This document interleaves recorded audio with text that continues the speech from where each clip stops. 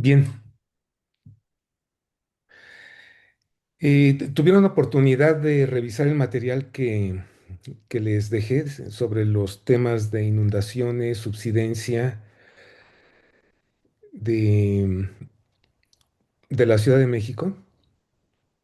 Yo solo leí un poquito, ¿eh? No leí todo, pero sí. Sí, tuviste oportunidad. ¿Y Brian? Igual, Doc, igual la verdad es que por ahí tuve un poquito de carga, Ujú. de otras cosas, pero sí también pude, leerlo un poquito. Bien. Bueno, uno de los temas perdón, con la primera sesión fue interesante intercambiar algunas ideas, ver qué elementos tenían ustedes con mayor conocimiento, cuáles menos. Entonces ya me permitió darme una idea general y pues voy a tratar en las sesiones en esta y en las que siguen, de darles mayores elementos para que ustedes tengan, bueno, entiendan muchos procesos que seguramente conocen muchos de ellos, pero voy a utilizar resultados de investigaciones en estos sitios y otros donde hemos cuantificado los procesos, incluso ya a nivel de predicciones, que creo que es algo muy importante para ustedes prevenir más que eh, atender ya problemas graves, situaciones graves de protección. Entonces, eh, la prevención es factible dentro de ciertos rangos. Y en particular lo que son asentamientos del subsuelo, agrietamiento y inundaciones, porque todos tienen que ver con ciertos procesos perfectamente cuantificables y que en algunas zonas del país nos han permitido avanzar en ese conocimiento e incluso prevenir algunos problemas que afectan a la sociedad. Me di cuenta que uno de los temas que tenemos que reforzar es el del comportamiento integral del ciclo del agua. Uno de los aspectos que desafortunadamente se conocen menos, a pesar de la importancia que tiene, es el del comportamiento del agua subterránea, que no debe ser aislado tampoco como, como situación particular, ya que es parte o forma un componente importantísimo del ciclo del agua. Y que además comentaba que en México el 95% del agua que tenemos es agua subterránea, ¿sí? Y eso lo pueden ustedes verificar con imágenes de satélite, donde los cuerpos de agua superficial, como son ríos, lagos, lagunas, pues son áreas pequeñas comparadas con la extensión geológica de México, donde el agua pues se mueve y se almacena. Entonces, eso nos indica que existe un comportamiento muy particular del agua en el subsuelo a través de diferentes medios y que obviamente está conectada con el ciclo hidrológico.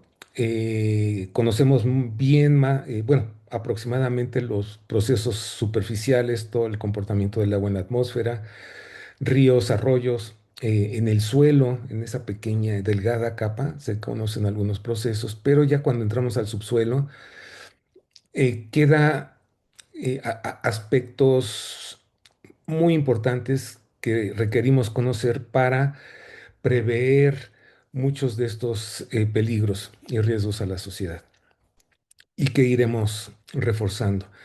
Uno de ellos es el tema del agua subterránea en términos de los acuíferos y acuitardos. Ustedes me comentaban la semana pasada que no conocían el concepto de acuitardo. Es un concepto importantísimo dentro de estos procesos de subsidencia y agrietamiento, pero que también tienen que ver con parámetros muy, muy específicos que debemos conocer. Entonces, para entender todo esto, preparé un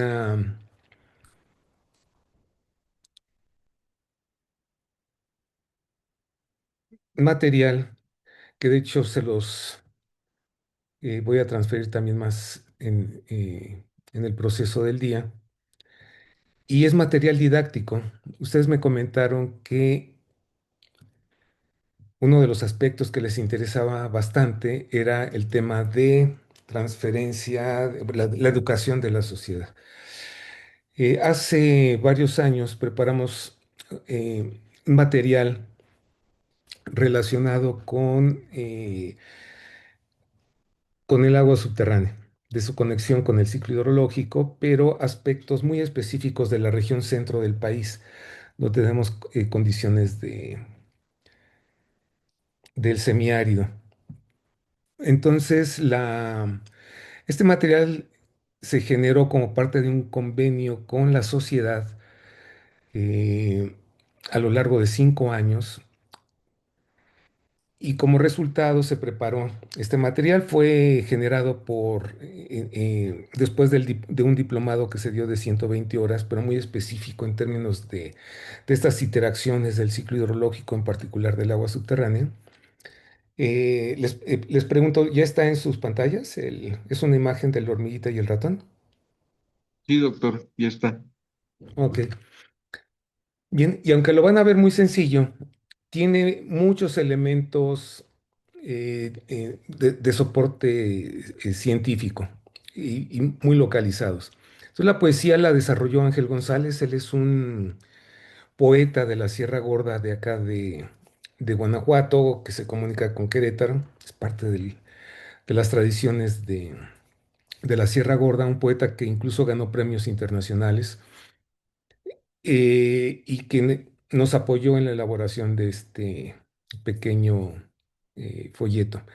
Los dibujos estuvieron a cargo de Eduardo Muñoz Álvarez, que es un artista, digamos, pintor de arte un poco complejo su obra. En- Falleció, descansa en paz, aquí en la zona de Pozos, en San Luis de la Paz, Guanajuato, bajo la supervisión pedagógica de Josefina Vallejo, tratando de integrar muchos de evitar, hacerlo, digamos, más accesible a la sociedad, pero que de alguna manera ha servido para diferentes edades. Incluso este, este pequeño libro lo presentamos en diplomados para profesionistas en diferentes áreas. Cuando son en ciencias de la tierra, bueno, ya hay un mayor conocimiento, pero cuando no lo es, se entienden muchos procesos, ya que el funcionamiento del agua subterránea pues tiene un comportamiento complejo y que es importante conocer de manera general. Entonces, lo que voy a hacer ahorita en la primera hora es que trabajemos con este cuento de la hormiguita y el ratón, ¿no? Material didáctico en aguas subterráneas. Bien, bueno, ahí vienen todos los reconocimientos tradicionales del año que se creó, los funcionarios en turno, y vamos a presentarlo como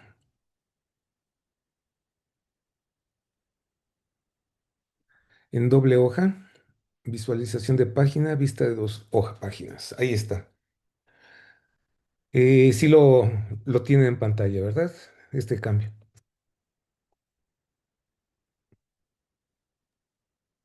Sí, ¿Sí? doctor. Sí. Bien. Y este material lo pueden utilizar ustedes. Eh, Al final del mismo me hacen sus comentarios, por favor. Bien. Entonces el cuento inicia con el encuentro de la hormiguita y el ratón.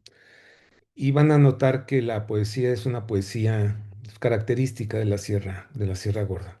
Entonces dice, la hormiguita y el ratón, una vez que se encontraron del agua y su situación, a platicar se sentaron. Y obviamente aquí está reflejado en esta historia la interacción de diferentes sectores de la población, como podrán ir viendo también. ¿Te acuerdas de nuestra infancia? Qué bella vegetación. Cuando llovía en abundancia teníamos pan de a montón. Y esta es eh, una visión de la gente del campo, de cómo han cambiado las circunstancias del pasado al presente. Incluso si ustedes lo comentan con sus abuelos, con sus papás, pues las situaciones incluso relacionadas con la alimentación, con el clima, pues eran diferentes en el pasado y que han cambiado recientemente.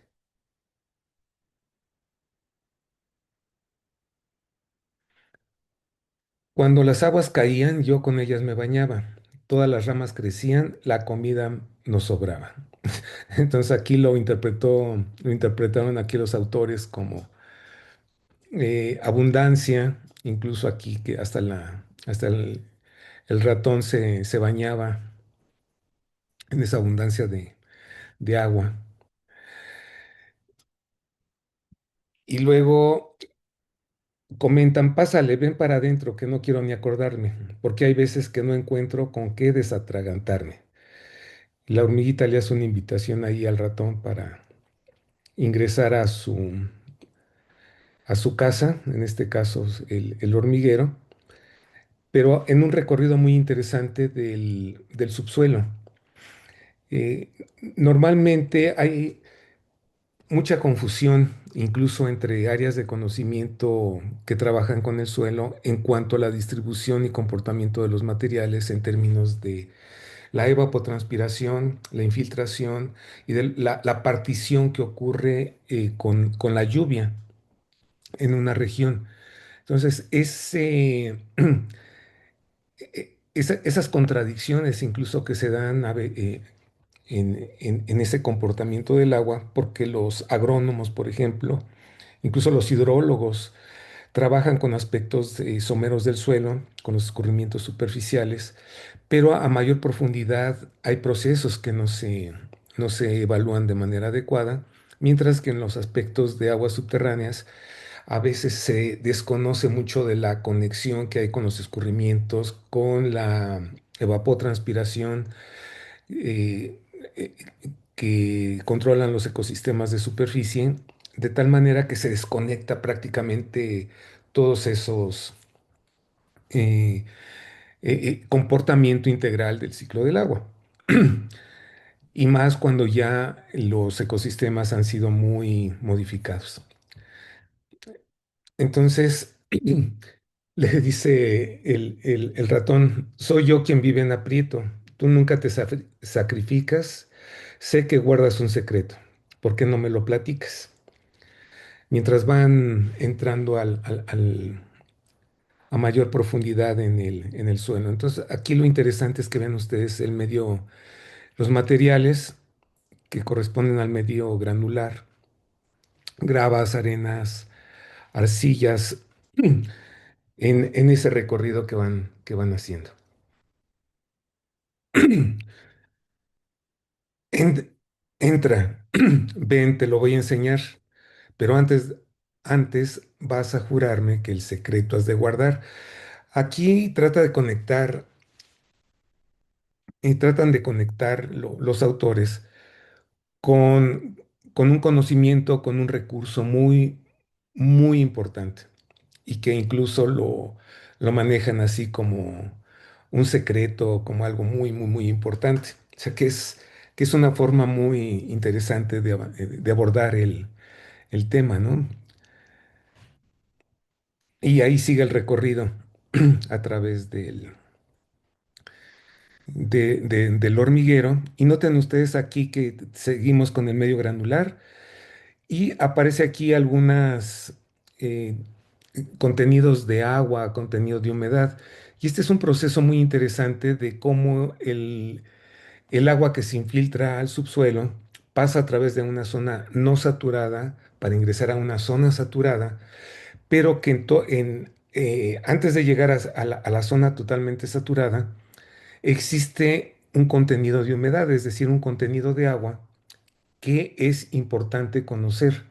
¿Por qué? Porque en función de la capacidad de infiltración del suelo, si esa agua no ingresa con la suficiente velocidad con respecto a intensidad de lluvia o a la distribución de lluvia, el agua no ingresa a mayor profundidad y lo que hace es acumularse en la superficie y generar erosión e inundaciones. Entonces, el comportamiento de la zona no saturada es un elemento fundamental que tienen ustedes que anticipar para evitar escurrimientos excesivos, o sea, es más, en otro contexto, favorecer la infiltración para que la mayor cantidad de agua se infiltre, se vaya de preferencia hacia la zona saturada y que no se acumule en la superficie porque entonces ya genera todos los procesos de inundaciones de avenidas, etcétera. Entonces, el comportamiento del agua en la zona no saturada es un elemento fundamental para ustedes. Contesta el ratón, si es algo tan delicado que no pueda contaminarse o algún tesoro sagrado, por mí nadie va a enterarse.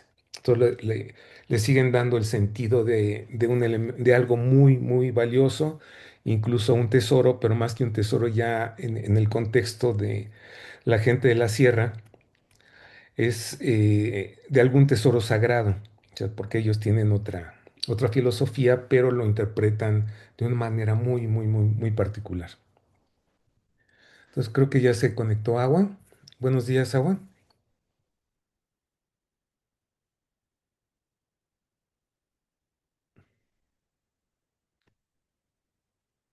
Hola, buenos días. Una disculpa, estoy teniendo problemas con mi conexión a internet Ah, bien. ¿Estás en casa o en trabajo? en casa, pero es que tengo Telmex y siempre falla. Es un buen comercial para Telmex, ¿no? Sí, Para no hay contratar problemas. Telmex. No contratar. Bien, estamos viendo una historia, es un material didáctico en aguas subterráneas, donde es importante que ustedes confirmen o complementen con muchos procesos que ocurren en el subsuelo, y este es un material didáctico muy interesante. Entonces, ahorita voy a seguir avanzando en él. Es una historia donde una hormiguita y un ratón tienen un diálogo en el cual tratan de conocer un poquito más sobre el ciclo hidrológico y del comportamiento del agua en el subsuelo a través de la zona no saturada y de la zona saturada, y también del uso y modificaciones que hacemos los seres humanos. Entonces, es un material didáctico muy interesante que pueden ustedes utilizar en sus funciones.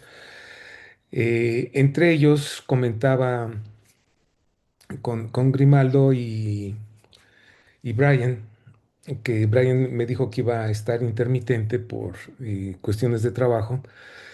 En la zona no saturada es un concepto muy, muy importante y que se tiene que cuantificar en cada cuenca hidrológica, sobre todo en las proximidades de las ciudades donde existen condiciones de riesgo. Entonces, en la zona no saturada, si el agua de lluvia no se infiltra con la suficiente velocidad, o el suelo ha sido dañado, en pocas palabras, el agua ya no se infiltra en los volúmenes que debería y que lo hacía de manera natural. Entonces, el agua, en lugar de continuar su movimiento a mayor profundidad, se empieza a encharcar en la superficie del terreno y de ahí escurrir y generar inundaciones, picos del hidrograma que provocan daños importantes a la población, a la infraestructura urbana, y que se pueden evitar. O sea, una forma de reducir esos riesgos es conocer, por un lado, todos estos procesos y favorecer muchos de ellos para evitar inundaciones, incluso em, hundimientos y agrietamientos del terreno, por lo que vamos a ir viendo en el transcurso de estas sesiones. Entonces, el cuento fue elaborado por un grupo de personas, un poeta de la Sierra Gorda y por un pintor, un artista que hizo los dibujos con supervisión pedagógica. Entonces, van en un recorrido hacia el subsuelo y hablan de un gran tesoro que la hormiguita muestra que debido a que conoce ese comportamiento del agua en el subsuelo, pues puede resolver todos sus problemas de alimentación, entre otros, ¿no? Entonces la hormiguita finalmente llegan a lo que es un gran tesoro y te voy a decir qué es el agua subterránea. El agua subterránea aquí, si notaron de cómo fue descendiendo la hormiguita y el ratón, llegan finalmente aquí a un nivel. Este nivel de aquí es el nivel freático, ¿sí? Y este nivel es sumamente importante, además de lo que es el contenido de humedad aquí en el suelo. El contenido de humedad lo vamos a ver con mayor detalle. Aquí solo se muestran algunas zonas donde hay agua en presencia del medio granular, pero también donde tenemos aire en su interior. Entonces, esa zona es separada de otra donde el agua ocupa todo el espacio poroso. No hay presencia de aire. Entonces, a esta superficie se le conoce como el nivel freático en un acuífero. O sea, aquí ya no utilizamos, en términos ya más académicos, no utilizamos mantos acuíferos. Ese mantos acuíferos fue una traducción mal empleada del francés. En realidad es muy simple, es solo el término acuífero, que es un medio geológico con varias características que vamos a ver a continuación, pero donde se relaciona todo el ciclo hidrológico, todo lo que es la precipitación, la infiltración. También se puede llevar a cabo la evapotranspiración cuando las raíces de los árboles y plantas llegan a estas profundidades, que era cuando había condiciones más naturales y a medida que las modificamos, pues van cambiando. Pero aquí tenemos el nivel freático. Este nivel freático es fundamental en el conocimiento, asociado también con riesgos. Entonces, ese tesoro al que vienen describiendo conforme van bajando es el agua subterránea. Y aquí ustedes pueden ver este paisaje que es muy característico del centro de México. La hormiguita le explica al ratón, le dice, la lluvia que cae del cielo en tres partes se atesora. Una parte va al subsuelo, la otra corre o se evapora. Y aquí es, el artista trata de demostrar estos procesos de lluvia, la presencia del relieve, la vegetación, los escurrimientos, la infiltración a través del suelo, aquí tratando de demostrar que también estas grietas del suelo favorecen esta infiltración, incluso hay estudios que confirman que muchas veces el proceso de infiltración genera esfuerzos en el suelo de tal manera que existe contracción y expansión del suelo generando fracturas superficiales. Contra otro proceso que veíamos ya desde la clase anterior, relacionada con la extracción del agua en los acuíferos y acuítaros. Bueno, vamos a ver esto del acuítardo, cómo funciona. Entonces aquí, perdón, la ronquera matutina cuando hace frío. Entonces, aquí ya tenemos los componentes del ciclo hidrológico. Obviamente, cada región, cada zona es diferente. Va a depender cómo se ha modificado el interior de la cuenca, subcuenca y sobre todo la posición de las zonas urbanas dentro de la cuenca, ya que cada una de ellas es diferente y va a representar ciertas características para la acumulación o no de agua. Di- eh, Dice el ratón, oye, qué bonito suena, creerlo me da trabajo. Dime dónde se almacena la que se va para abajo.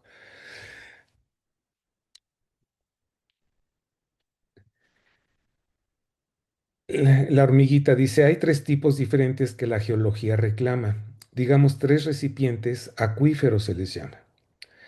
Y aquí tienen una descripción de lo que son los tres tipos de acuífero que tradicionalmente se maneja. O sea, les digo tradicionalmente porque en realidad el comportamiento es mucho más complejo, no es eh, tan sencillo en general, pero representa las características del espacio poroso a través de los granos en el que tenemos aquí a la derecha, superior derecha, el medio fracturado en la parte superior izquierda y el medio kárstico. Entonces Querétaro tiene de los tres tipos de acuíferos, granulares, fracturados y kársticos hacia la sierra, donde tenemos la presencia de rocas sedimentarias calizas.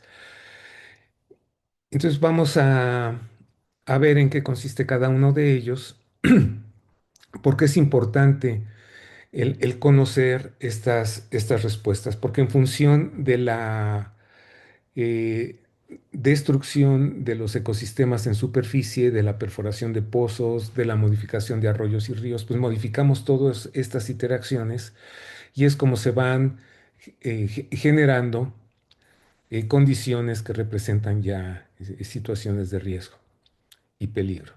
Entonces, vamos a ver estos tres acuíferos. El ratón dice, admiro tu inteligencia, no creo que tú lo inventes. Cuéntame la diferencia que hay de los tres recipientes. Acuífero granular. Dice, en el primer recipiente donde el agua se almacena, ahí vive permanente entre gravas y arena. O sea, esto, aquí podemos ver en la parte de arriba gotas de lluvia sobre el suelo, sobre la superficie del suelo, y el agua se empieza a infiltrar aprovechando todos estos espacios porosos. Sigue un viaje que en algunos momentos puede ser más difícil o menos difícil para el agua, para seguir ingresando a mayores profundidades hasta llegar a un nivel donde ya no existe aire, como les comentaba anteriormente, sino que esta superficie, que es el nivel freático, muestra la diferencia de saturación por un lado, pero donde el agua, a partir de esa superficie hacia abajo, todo el espacio poroso está lleno de agua, ¿sí? Aunque todo el contexto es un acuífero, el, en muchas definiciones, incluso oficiales, la definición de acuífero es como una formación geológica que aporta agua suficiente para ser extraída y ser usada para fines urbanos, bueno, de abastecimiento para la población, la industria, la agricultura. Pero desde la perspectiva de su dinámica es un medio geológico donde existe este movimiento del agua de lluvia hacia mayor profundidad, conocida como la zona no saturada, hasta llegar a la zona saturada, separada por el nivel freático, y donde el agua se mueve. El agua se mueve constantemente y también se almacena. Entonces, pero no es un recipiente estático, sino que es un espacio donde el agua se va a estar moviendo. Y, y vamos a ver con mayor detalle todos esos procesos más adelante. Entonces, aquí tenemos el comportamiento el proceso de infiltración, donde el agua que llega al nivel freático esa es la recarga, la percolación. O sea, son procesos diferentes. La infiltración es del agua que sigue su movimiento a través del espacio poroso a mayor profundidad. Pero solo parte de esa agua va a llegar al nivel freático. Cuando llega al nivel freático se le conoce como percolación, o sea, del agua que está recargando el acuífero, ¿sí? Y realmente no está recargando, está aumentando el volumen de agua almacenada y que se mueve a través de este medio geológico, que tradicionalmente conocemos como recarga. O sea, cuando el agua de lluvia llega a esta profundidad es cuando hablamos de recarga. Pero esta recarga, ustedes lo pueden entender perfectamente, tenemos que observar que hay un incremento en el nivel freático, ¿sí? Si no hay un incremento en el nivel freático, quiere decir que esa agua que se infiltra se queda en el camino, como un contenido de humedad, ¿sí? Y esto es bien, bien importante porque tiene que ver con los procesos de inundación y también de hundimientos del terreno por diferentes factores, porque nosotros al cambiar, por ejemplo, si esta agua de lluvia no se infiltra, el suelo está dañado, el suelo está compactado, esta agua en lugar de infiltrarse se va a acumular aquí en la superficie y empezar a escurrir en diferentes volúmenes, acumulándose en arroyos, ríos y generando un caudal que va escurriendo muy, muy importante, que es el que provoca las inundaciones. Y dependiendo de ese daño del terreno, ¿sí? Ese daño en la cuenca, es proporcional a los picos de escurrimiento, que son los que causan problemas. Y ustedes tienen ejemplos, viven ejemplos muy claros aquí en las cuencas del estado. Mientras, una manera de prevenir esas inundaciones, independientemente, no nos estamos metiendo con la zona urbana, pero sí en su entorno, que tiene que ver con el daño al suelo, en prácticamente el resto de la cuenca. Una manera de prevenirlo, pues, es mejorar las características del suelo aquí en sus primeros centímetros, incluso metros, de tal manera que esa agua se infiltre, reduciendo, o sea, por la exposición de estas áreas de suelo, la cantidad de agua que se puede infiltrar es muy, muy grande, reduciendo los escurrimientos, ¿sí? Entonces, este comportamiento se tiene que medir, o sea, no es de creer que así, incluso el concepto de recarga, muchas veces se habla de que esta es una zona de recarga, esta es una zona con tales características, pero si no hay una infiltración de agua que llegue hasta el nivel freático, no es recarga, ¿sí? Entonces, eso es muy importante. Eh, Aquí hay un concepto adicional que es les decía, el contenido de humedad. Entonces, hay todo un desarrollo teórico y aplicado del comportamiento del agua en la zona no saturada, que vamos a ver también porque tiene que ver con los procesos de escurrimiento excesivo en arroyos y ríos, inundaciones, erosión, etcétera. ¿Hasta el momento tienen alguna pregunta? Ya con este primer acuífero, No, Doc, todo muy bien. ¿todo bien? Ok, Todo bien, gracias. ok. Entonces pasamos al siguiente. Dice, y con la capa de arcilla para el agua no hay desvíos. Se llenan de orilla a orilla esos espacios vacíos. Y aquí es donde entramos a los estratos de arcilla. La arcilla aquí se separa porque la arcilla es un medio de muy baja permeabilidad, de baja conductividad hidráulica. Vamos a verlo a continuación en sus aspectos teóricos y de cómo se cuantifica. Pero la arcilla, como es un medio de una conductividad hidráulica diferente y muy baja, puede generar retraso en el movimiento del agua. O sea, no impide el paso del agua.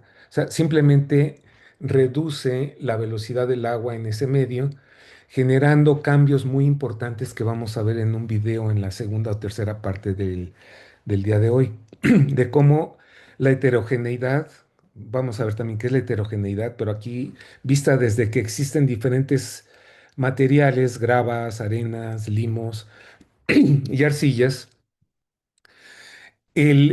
Las arcillas, ¿saben ustedes si son más porosas o menos porosas que las arenas y las gravas?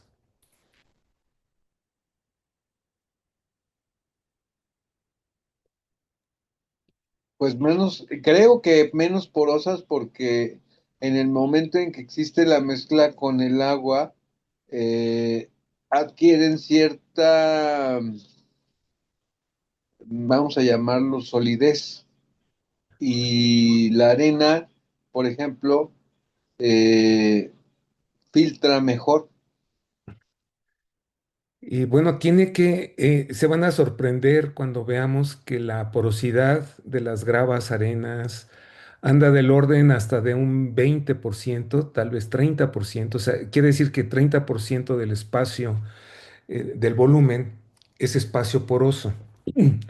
Un 30%. O sea que si tenemos un metro cúbico de, de acuífero, un metro cúbico es uno por uno por uno. Si es un 30%, serían un volumen de 1000 litros. El 30%, que serían 300 litros, sería el espacio poroso que ocuparía el agua en condiciones saturadas.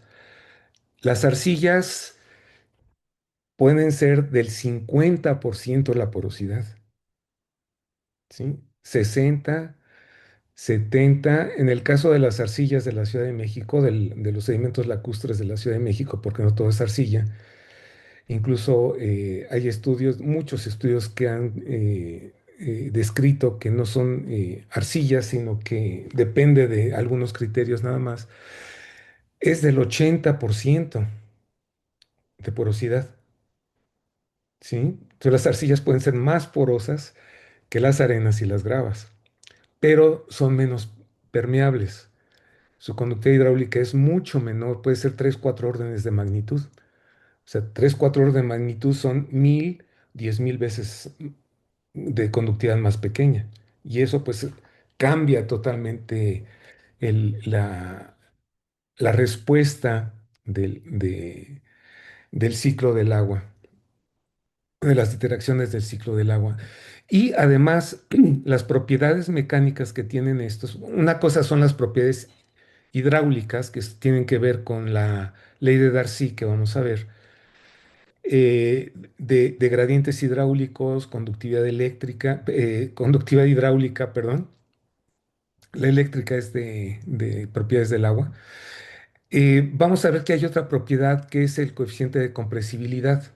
Y ese coeficiente de compresibilidad contrasta con el de las arcillas, ¿sí? De tal manera que estas arcillas que sí tienen agua también están totalmente saturadas, son poros muy pequeñitos, pero en suma son mucho más abundantes que en los gravas y arenas. Esas propiedades del coeficiente de consolidación nos hablan de cuando estas arcillas pierden agua, se compactan en el subsuelo. Y esa compactación es la que se traduce en hundimientos, ¿sí? Porque pierde espesor esas arcillas en el subsuelo, más que las arenas y gravas, que también son compresibles en ciertas magnitudes muy pequeñas, pero que al comprimirse, más bien al perder agua, pierden volumen, y eso es lo que se traduce en hundimientos, ¿sí? Entonces, cuando extraemos agua del subsuelo, estamos generando esfuerzos que generan esta compactación de los materiales y que en la superficie, en la parte de arriba, las vamos a ver como, o sea, eso ocurre a ciertas profundidades, pero se van a manifestar los hundimientos en la superficie. Abajo es donde ocurre la disminución de volumen y pues lo vamos a ver así, ¿sí? Como algo que baja todo se reduce el espesor de estas formaciones. Bien. A ese estrato de arcilla o estas capas de arcilla se les conoce como acuitardos, ¿sí? Esa es la diferencia. Los acuitardos son medios geológicos de menor conductividad hidráulica, materiales granulares de menor conductividad hidráulica, aunque también se reconocen en medios fracturados. Por el movimiento del agua en ellos es mucho más lento. La conductividad hidráulica es reducida con respecto a otros medios donde existe mayor fracturamiento, mayor desarrollo kárstico y que en general hablamos de mayor conductividad hidráulica. ¿Vamos bien hasta ahí? Entonces, ¿ya saben lo que es un acuitardo? Sí, doctor, muy bien. ¿Sí? Ok. Ese es un acuitardo. Y esos son los causantes principales de la compactación asociados con la extracción de agua subterránea y de los hundimientos y, por tanto, también al hundirse el terreno, la acumulación de agua meteórica, el agua de lluvia, que si además existe daño del suelo en otras partes de la cuenca, pues esa agua va a escurrir preferencialmente y se va a acumular en las partes más bajas. O sea, es un proceso bastante sencillo de entender, pero que lleva detrás muchísimos procesos de cuantificación para poder predecirlos. Entonces, si es factible la predicción de todos estos fenómenos, es factible aumentar la protección a la sociedad y a la infraestructura. Bien, entonces esta capa suave o dura, el agua no la desgrana. Hay quien dice y asegura que acuitardo se le llama. ¿Sí? Ese es un acuitardo. Y no necesariamente son horizontes así bien definidos, pueden ser capas irregulares. O en el caso de la Ciudad de México, recuerdan que veíamos que el acuitardo estaba en la parte de arriba del acuífero. El acuitardo son todos los depósitos que se generaron en una cuenca cerrada en condiciones lacustres, materiales finos que se acumularon ahí y que representan un acuitardo, o sea, es un medio geológico de baja conductividad hidráulica que cuando se extrae agua del acuífero inferior, del acuífero que está abajo, muy importante porque ha permitido el crecimiento de la Ciudad de México, eh, en diferentes, bueno, es la ciudad, una ciudad muy con alrededor de veintitantos millones de habitantes o zona metropolitana, con veintitantos millones de habitantes, que ha podido crecer porque existe una fuente de agua importantísima para ello. Desafortunadamente, a pesar de que se conocen todos estos procesos desde el siglo pasado, no se han tomado acciones en términos de controlar, de reducir la extracción, porque solo reduciéndola es como se reducen todos estos problemas. Eh, no sé, bueno, es un fenómeno perfectamente conocido en el cual a medida que se sigue extrayendo agua, pues se va a seguir hundiendo la ciudad y por eso decíamos que es una ciudad artificialmente seca y muchas ciudades para allá van. Si no se hace una buena gestión del agua, un buen conocimiento de todos estos procesos, porque una cosa es decir, es la sobreexplotación de los acuíferos, es el daño a los ecosistemas. O sea, hablar de manera así genérica no ayuda en mucho. O sea, son procesos que se deben cuantificar, porque en la medida que se cuantifican, se pueden predecir y de esa manera evitar desastres.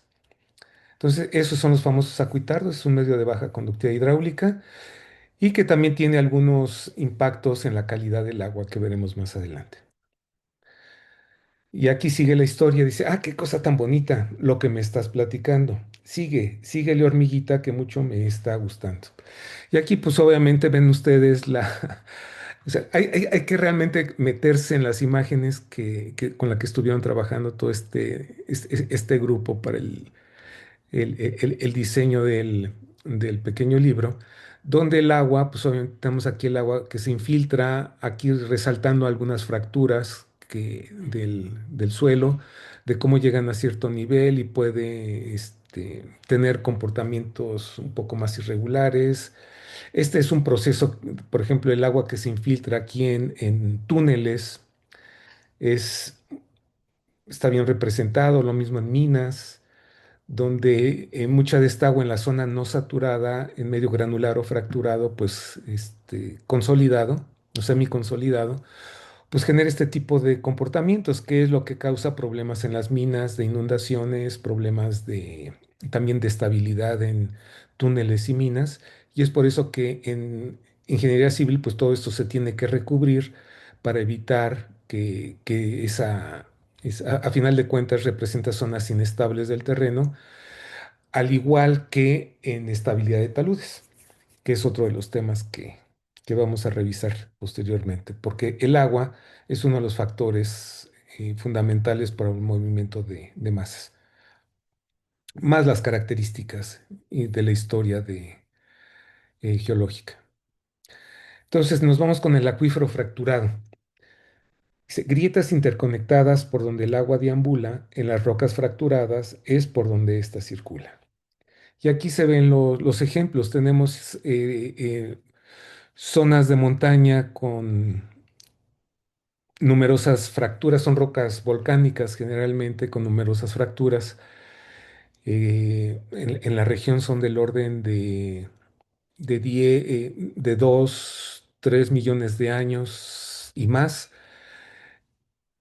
eh, donde el agua, de manera similar a los medios granulares, pues se infiltra a través de los masivos montañosos, llega a un nivel que tenemos aquí, que es el nivel freático, y ese nivel freático indica que el agua abajo de él, de este nivel, va a estar, todas las grietas están llenas de agua, ¿sí? O sea, todo el espacio, esos espacios de las grietas, microgrietas, son de diferentes dimensiones, van a estar llenas, acá arriba van a estar parcialmente llenas de agua, que sería la zona no saturada, y en la parte de acá abajo representa la zona saturada. Entonces estas grietas, fracturas, van a estar llenas de agua. Y aquí en las montañas, en las márgenes de las montañas, cuando la topografía corta la superficie del terreno, aquí se forman manantiales. Entonces, por eso en la Sierra Gorda, bueno, en general, pero en otras zonas, tenemos una serie de manantiales en, en- en- en- en las paredes de estas zonas montañosas que con la acumulación de material de intemperismo y erosión se acumulan aquí en las partes, en las partes bajas, y el agua pasa de moverse de un medio fracturado a un medio granular. Entonces aquí hay numerosos manantiales, aquí se generan ríos, muchos ríos son alimentados por este nivel, por estas aguas subterráneas, que podemos separar, y es algo que tenemos que entender también porque el agua subterránea juega un papel importante también cuando se modifican muchísimo sus condiciones de infiltración y salidas, forma parte de esas acumulaciones de agua que pueden generar inundaciones. Entonces, este conocimiento también es muy importante. Y los volúmenes que se mueven ahí, no nada más el modelo conceptual, sino el proceso cuantitativo. Entonces, aquí, a diferencia de la otra figura, el agua que cae sobre estas rocas, y obviamente si hay vegetación, hay raíces, pues esta agua se puede infiltrar fácilmente a través de estas grietas, hasta llegar a una superficie donde ustedes pueden ver que todas las grietas están llenas de agua, que sería el principio de la zona saturada, donde todo el espacio está lleno de agua y arriba de él donde coexisten las gotas de agua con aire, ¿sí? Entonces, también imagínense ustedes que si tenemos vegetación en la parte superior, raíces que permiten la infiltración del agua, eso va a favorecer, por un lado, la entrada del agua hasta el nivel freático, aguas ya subterránea, pero si son suelos dañados, pues toda esta agua, en lugar de infiltrarse, va a escurrir. Entonces aumentan ustedes el área de escurrimiento, de contribución al escurrimiento, y por tanto el que se generen picos en el hidrograma que generen las inundaciones eh, y acumulación en partes bajas asociadas con los hundimientos. ¿Sí? Y en las zonas, bueno, aquí yo debería de regresar que esta infiltración de agua en zonas montañosas, pues tiene que ver con la estabilidad de taludes, o sea, el desarrollo de todas estas grietas hay que entender cómo se va alterando la roca desde la superficie hacia su interior, la orientación de las grietas, el desarrollo, el origen del desarrollo de las mismas y el agua una vez que se incorpora aquí al subsuelo es la que genera que las fuerzas que generan el movimiento comparadas con las que lo detienen, se desequilibre y genere el movimiento en masa y que tiene que ver con los grados de fracturamiento, la infiltración del agua a ciertas profundidades, etcétera, etcétera, etcétera. ¿Sí? Pero esto tiene que ver, estos procesos tienen que ver con la estabilidad de taludes. Y vamos a ver cuáles son los parámetros geomecánicos que están involucrados. Ya mencionamos algunos. Son 9:53. Vamos a tomar un descanso de 10 minutos para continuar con estos procesos. Me estoy deteniendo en muchos procesos porque creo que podemos aprovechar esta historia para profundizar poco a poco hasta llegar a los aspectos más cuantitativos. ¿Sí? Pero esta es una forma de cómo lo ha interpretado un poeta, un artista y orientado por la parte pedagógica después de un diplomado en aguas subterráneas. ¿Sí? ¿Están de acuerdo? Perfecto, doctor. ¿Sí? ¿Seguir Sí, rimando? Sí, Ok. De acuerdo, nos vemos que en 10 minutos sería las 10:05, ¿les parece bien? 10:05. ok. Gracias.